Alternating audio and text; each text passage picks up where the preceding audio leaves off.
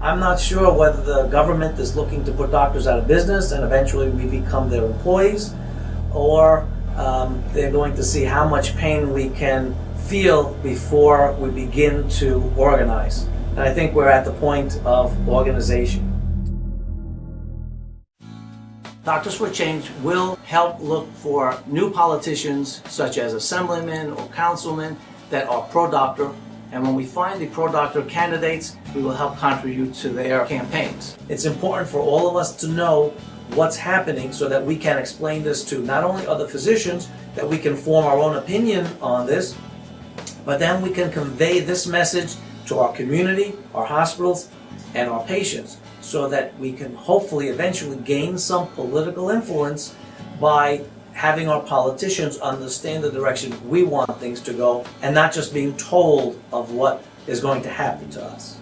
Doctors4Change will have a polling site where we will every 3 days send the answers to the polling questions, and all doctors will have access to how we poll on certain issues, and we may have these polling answers be given to the public or the media. Each doctor that joins Doctors4Change will contribute $35 a month.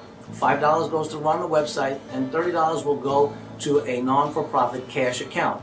This money will be dispersed in several ways, depending on elections, depending on different media aspects that we'd like to put out. But for instance, let's say that we are looking at an assembly seat in District 13, and we will webcast the 2 candidates that are running.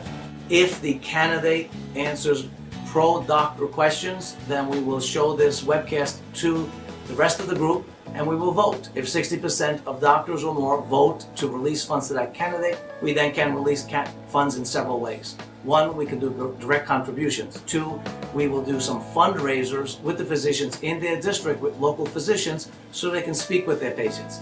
3, we will hire a telemarketer to call their constituents. And 4, we can do some local newspaper advertising. It is time to stop this passive discussions we have in the hospitals and amongst ourselves and try to direct and organize ourselves so that we have a say not only what happens in the community, what happens with our offices, and eventually with our practices.